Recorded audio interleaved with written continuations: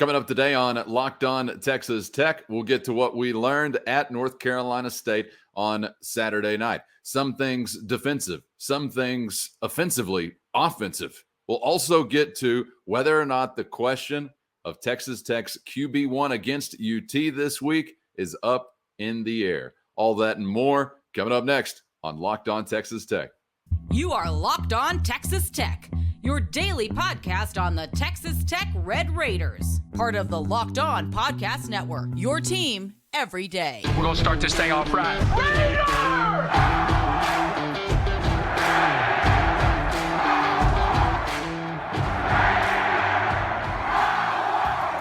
Thanks for riding with us once again on Locked On Texas Tech, part of the Locked On Podcast Network. It's your team every day, and we always appreciate you making us your first listen. YouTube, anywhere you get your podcast, thanks to those who have already subscribed, and please do if you haven't yet. With the only Chris Level, I'm Casey Cowan on the heels of the first L for Texas Tech in the McGuire era, first L of 2022 from Raleigh, North Carolina.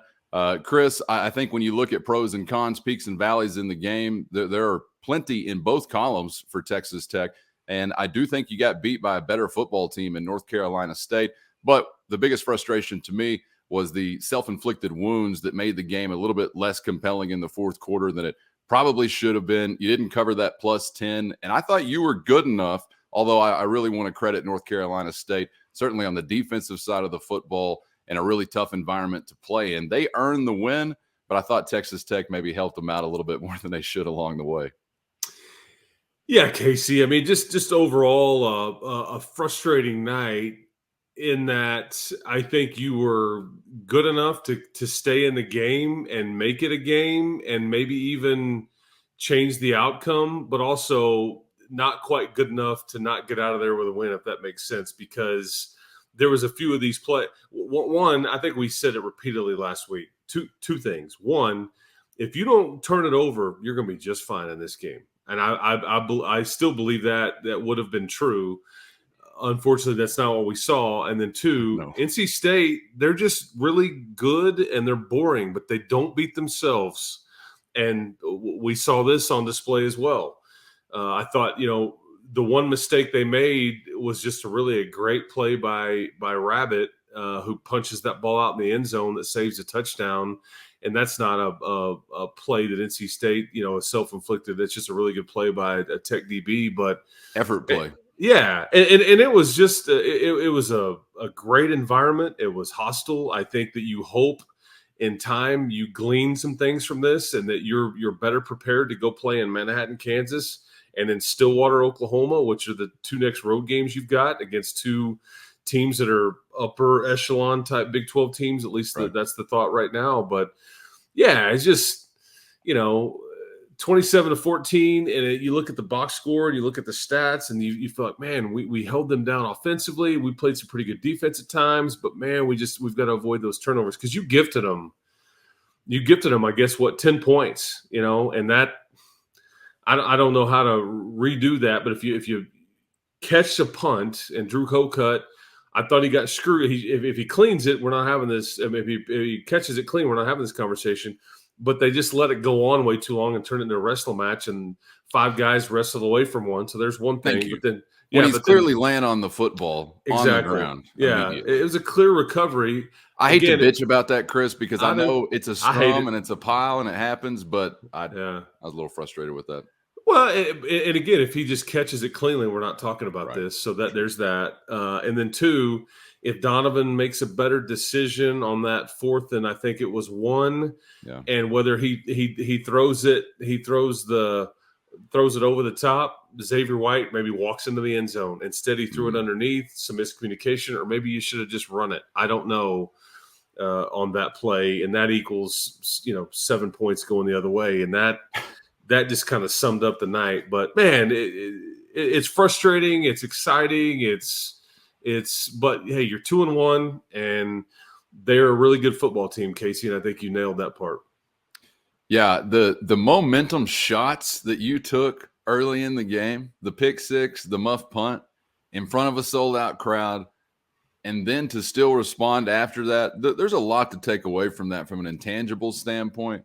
But, of course, as far as the game goes, those shots eventually were just insurmountable. I mean, they basically on the post-game report, I played the sound from head coach Joey McGuire in his post-game conversation with you on the Texas Tech Sports Network from Learfield Sports, and he was discussing the type of pressure and position that a team is put in when they're behind that way so early on. It changes your game plan. You've got to do some things maybe more aggressively because you only have a certain amount of time.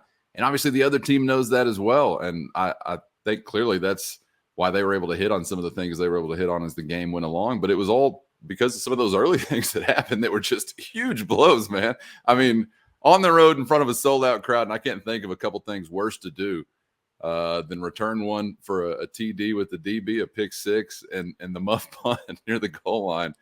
I mean, you couldn't cook up a worse recipe, right, to really jazz everybody up and keep them going. And yet still, your defense kept you in the game and kept giving you opportunities, really.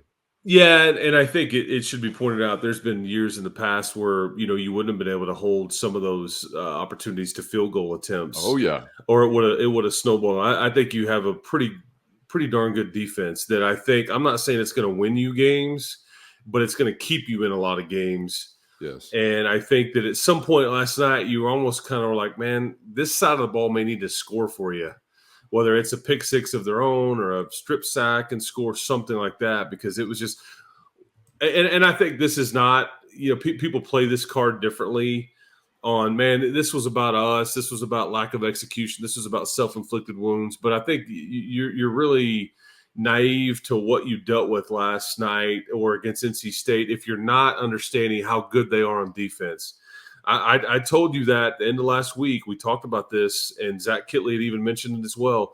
That may have, in fact, been – I don't know if it is, but it's probably one of, if not the best defense you may see all season. Good and old, Chris. I'm thinking about the matchup with the offense just age-wise and what the Tech roster looks like and, yeah, what the NC State roster looks like. It was their strength versus kind of your weakness, and we mean that by as in inexperienced and young. Talent's not an issue with the Tech offense, but – and again, no Weston Wright on that offensive line, which doesn't help you. No. Not that would have fixed everything by any means. But there's a lot of continuity on that side of the ball for NC State, and the scheme is unique. Tony Gibson does a hell of a job, and there's like I think 11 dudes that are 23 years old or older, and so it's like playing a BYU team that's maybe a bit more athletic. And I just think they run their scheme very well, and it's very confusing, especially to an inexperienced quarterback like Donovan.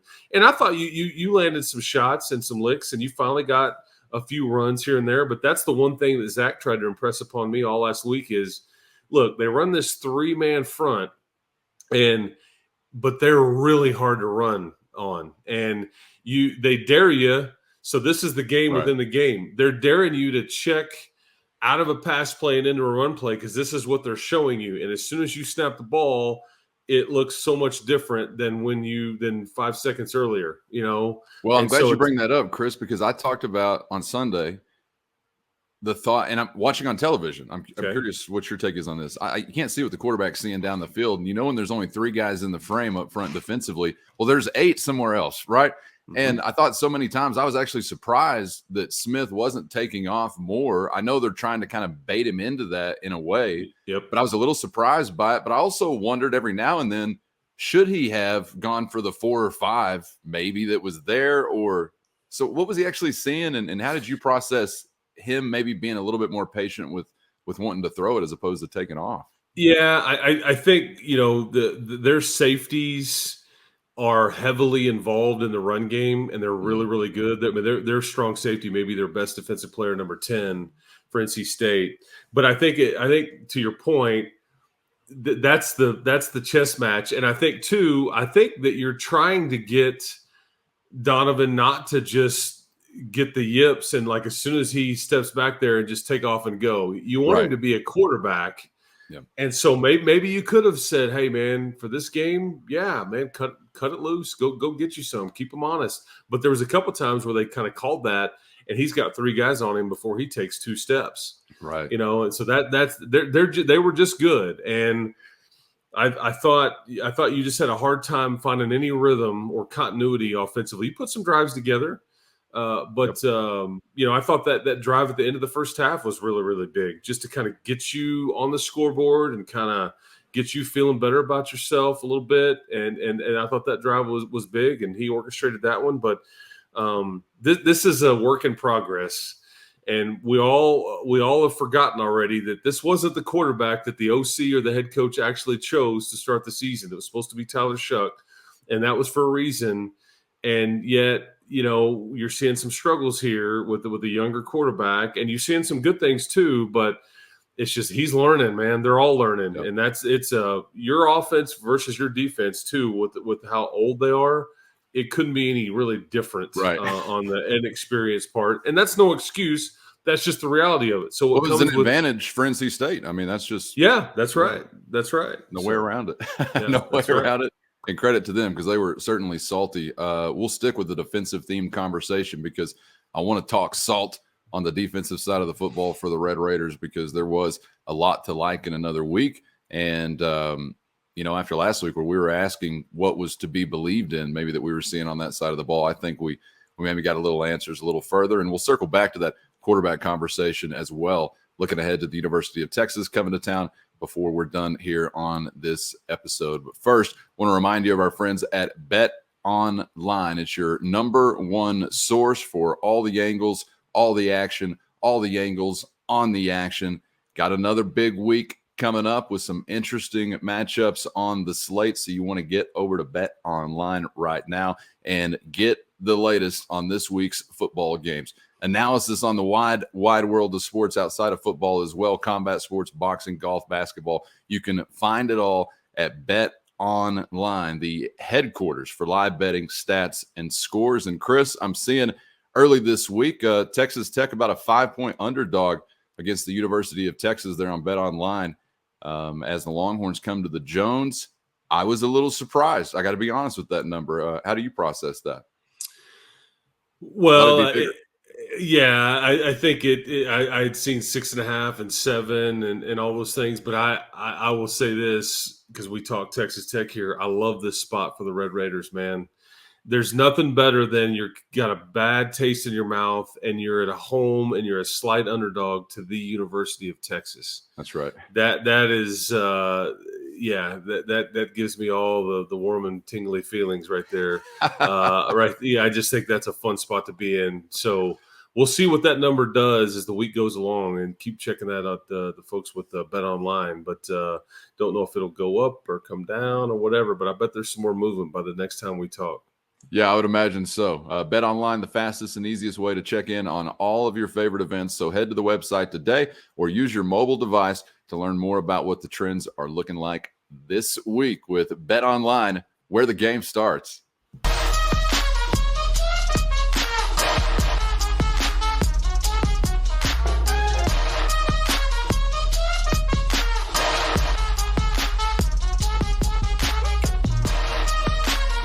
It's Locked On Texas Tech, LO-double-T, with Chris Level on Casey Cowan, your team every day on the Locked On Podcast Network. Thanks for joining us once again, and continue to subscribe on YouTube or anywhere you get your podcasts. Hoping to cruise past 1,500 this week. Appreciate all of you who have joined us on YouTube. But again, you can get it Apple, Spotify, Google Podcasts, the Odyssey app, anywhere you find it. We're glad to have you with us. And with us in 2022, Chris, it seems like there might be a defense for Texas Tech. We asked last week kind of specifically about the rush D, but in general, is what we're seeing to be believed? Because you had put some things together nicely in the first 2 weeks. Of course, hardly any competition in week one, different environment in week two against the Cougars. And I'm not going to talk about how their game made me feel over the weekend against the Jayhawks as a Texas Tech fan.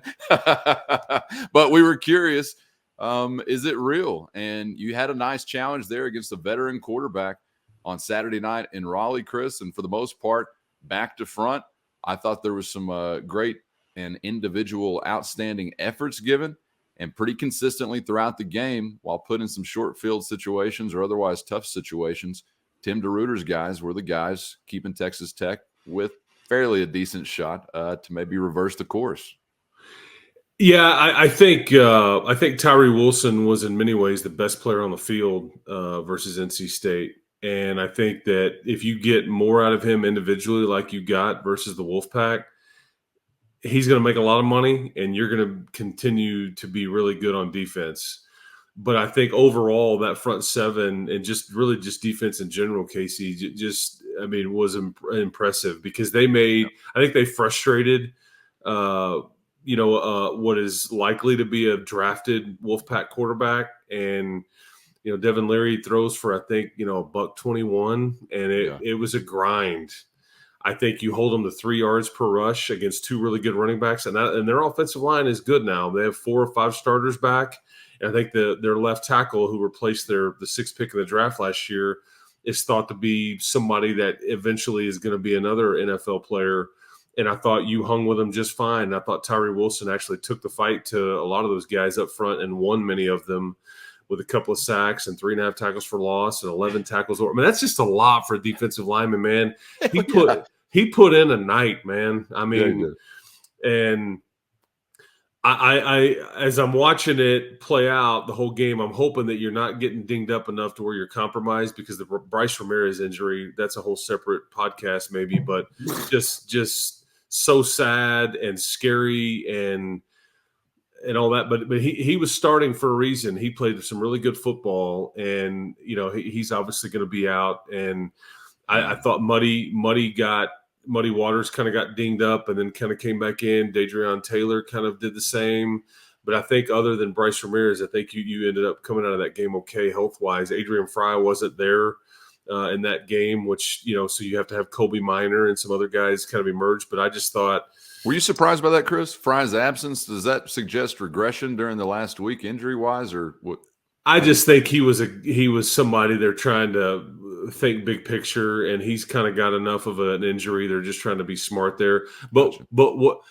Keep in mind, he plays 2 roles. He's got his role in the secondary, and he's also your punt returner. Yeah. And I've had so many people, why aren't we more electrifying with our punt returns? Do we not have anybody else? But I mean, Adrian Fry is the most consistent guy catching it, and boy, would you have loved to.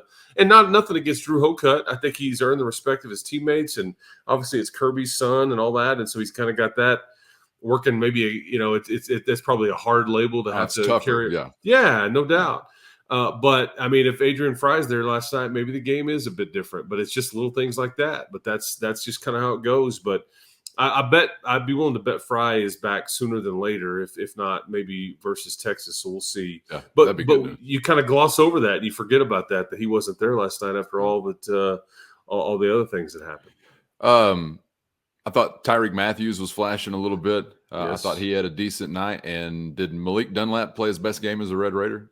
I'm glad you said that about Malik Dunlap. They continually went at him. I don't know whether on purpose or not, but he just kept looking over to the bench going, give me some more. Keep throwing it my way. But I hated it for him personally, because I know how much that game meant to him. I know how many family members he had.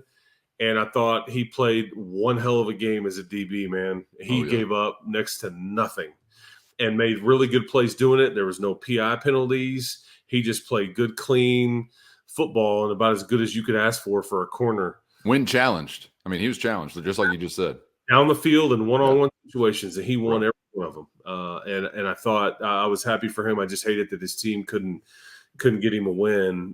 But, Coach McGuire made him team captain. And I thought the play by Rabbit, man, in the end zone, that's my perspective is I'm over there kind of behind the coaching box is where I had posted up for much of the game, and Rabbit it was in my general vicinity after he'd come out, and they had to help him off the field, and I didn't know what was wrong with him, and I see some fans heckling him, and he's kind of barking back.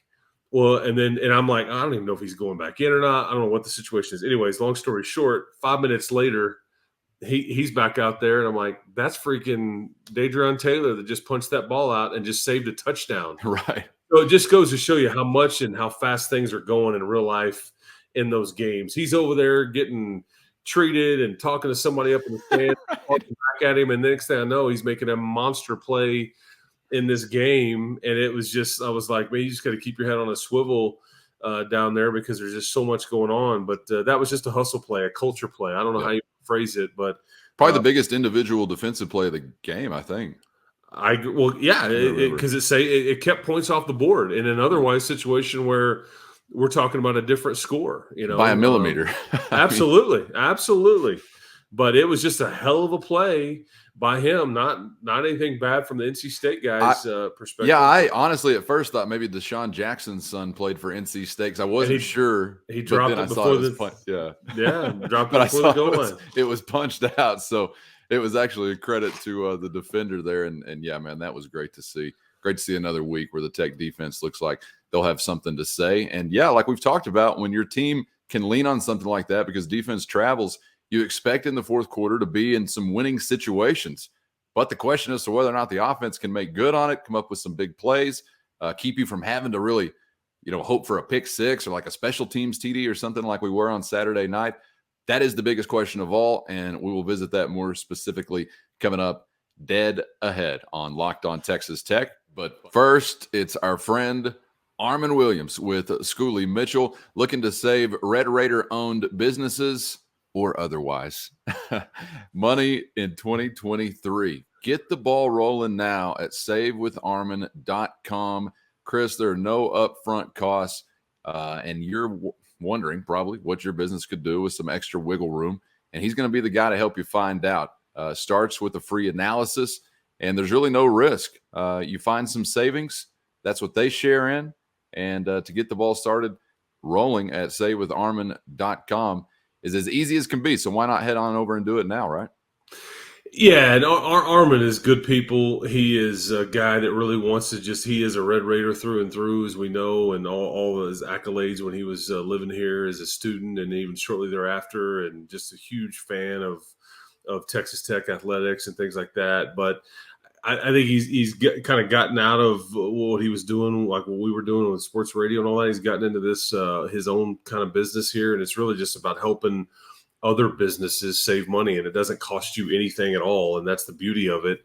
He just kind of digs in a little bit to how your money is spent on certain, utilities and all kinds of different things. And he's trying to carve some of that out and save it for you. And then if he does save it for you, you save, and he can help you out that way, but it doesn't cost you anything at all. He's just out there legitimately just trying to help and working for himself and just trying to help fellow Red Raiders. But again, we'll help you no matter if you're a Red Raider or not, looking to help you. But just, go to savewitharmin.com would be the URL you'd want to type in there, man. He'll get you taken care of.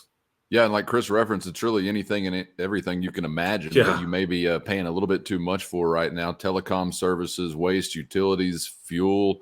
I mean, all the things under a business's sun that you could trim up and be a little bit more efficient with is what Armin Williams is there to help you find. So head on over, as Chris mentioned, to savewitharmin.com. Get your free analysis started today with our friend Armin Williams at savewitharmin.com.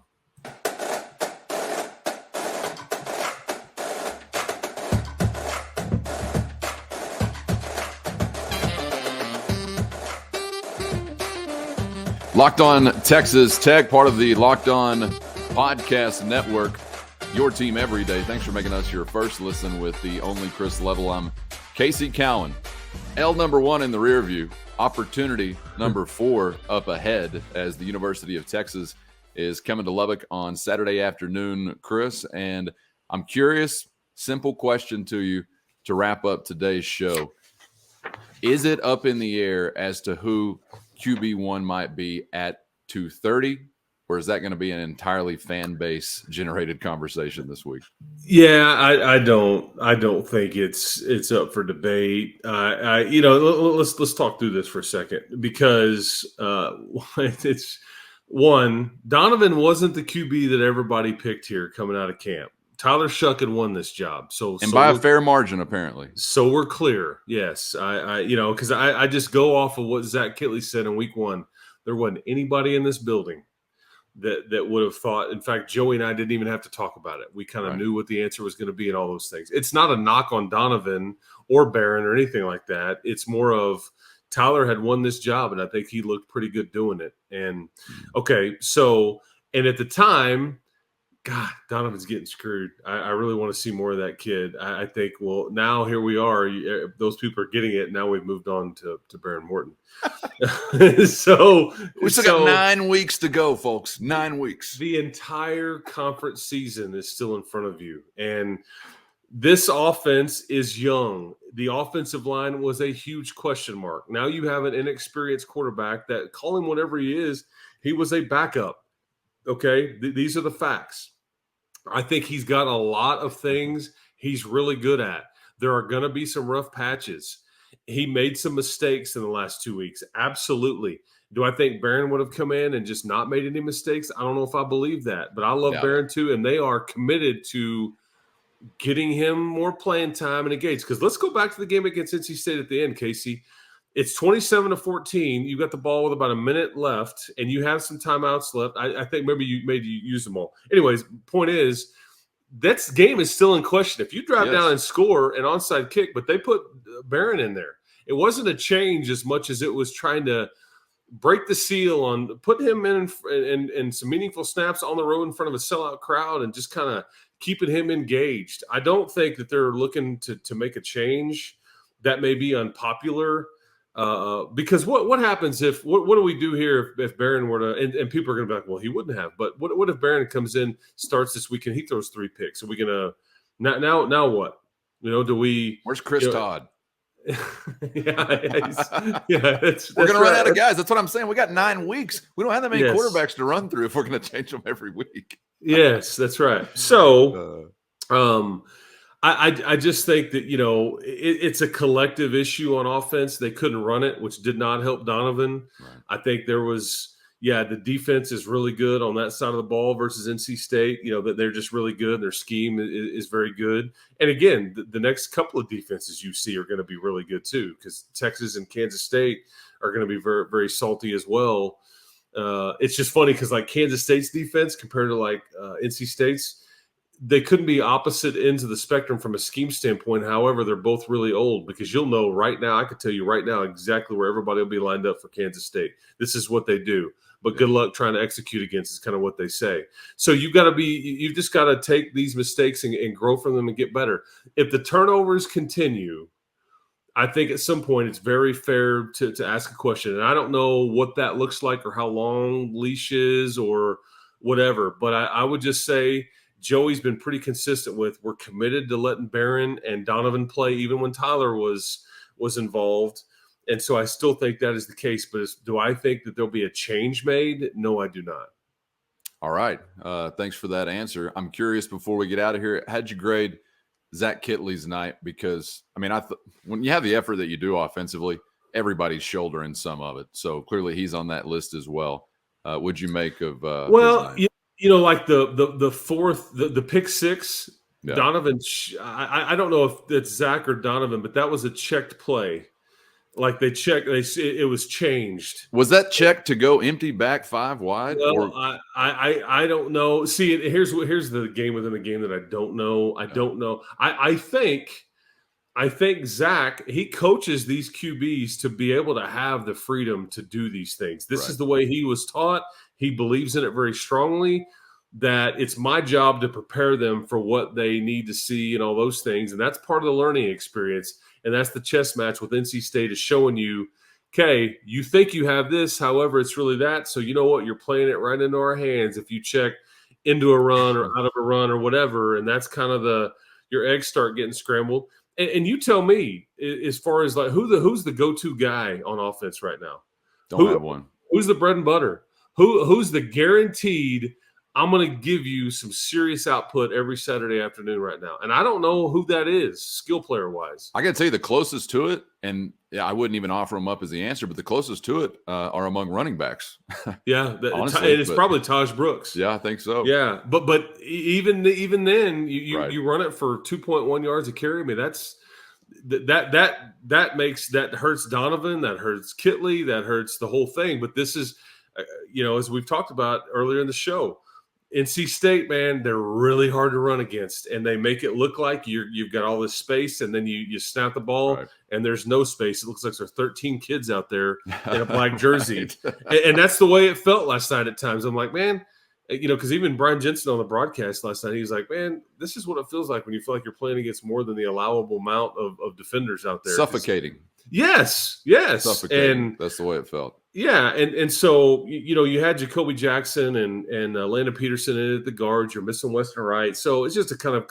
I mean, Trey Cleveland's got to catch that first pass from scrimmage. I mean, how different is the night look if you flip the field right there and you catch that one? Because I thought he caught it. He's looking at the referee like, okay, what are you going to tell me? What are you going to tell me? What are you going to tell me? And it felt like it went on forever. And finally, Dude. He knew he trapped it. Come on. Yeah. A start like that for a Tech fan is few and far between. I'm thinking, wow. And then I felt like Merle Haggard, like what a fool I was to think I could get by with only these few million tears I've cried. No, there's a few more to add. Of course, that would have been a dream start. Yeah. And I will say this too. I thought the Jerron Bradley catch, I think it was on a third down. It was on the NC State sideline in the second half. That's a ball that he catches. I've seen multiple replays. I think he catches that. There's not even a review. They basically just say he was juggling it and whatever. And that's fine. But bull butter. Yeah, but there's a few of those plays that if you make it, or if you're not quite juggling it as you're going out of bounds, whatever, that you help the whole situation. But hey, look, Donovan's got to be better, okay? Especially avoiding the turnover. Be Devin Leary. You don't have to be flashy. You don't have to make all world plays. Just don't put your team. Again, what do we say on some of these shows before? Any drive that ends with a kick is a good one. Yeah, that's what quarterback coaches teach. Man, they try to impress that upon those guys. Man, and again, maybe Donovan on that fourth down. Okay, I've got to make a play here. Otherwise, we're turning it over. But man, if you go look at the replay, if he throws that ball over the top, Xavier Martin's walking in the end zone with a touchdown. But instead, he throws it underneath, break on it. We're going the other way, and the place Xavier White. Xavier White, sorry. Yeah, I got you. But yeah, then they turn the lights out, and who did I say? Xavier Martin? I think he played basketball for Kansas State years ago. Or who's Xavier Martin? I thought he was a QB that switched positions 20 times. That's exactly right. Yes, that's the same one too. Yes. Good luck to him. Holy cow! See, this is what happens when you got no sleep, man. Flashback, yeah. Team no sleep, man. Let's get you tucked in, bro. You just kind of skip a night on a flight home in the middle of the night. Raleigh, North Carolina is a long ways away. You'll be paying for that for a few days, I think. I start calling our receivers guys that don't even play for you anymore, like Xavier Martin. Maybe by Little Friday, you'll be back to your old big handsome self, because we got to get you ready for this Pony Posse collision, because you're back at the Jones coming up on Saturday. What a week we have in store with the University of Texas coming to town, and we got plenty to discuss coming up this week on Locked On Texas Tech. Appreciate you guys for joining us here today, and make sure to make your second listen Locked On Big 12, part of the Locked On Podcast Network, with Josh Neighbors. Chris, thanks for the time, man. Glad you made it back, and looking forward to talking Red Raiders and Longhorns with you this week. Yes, sir.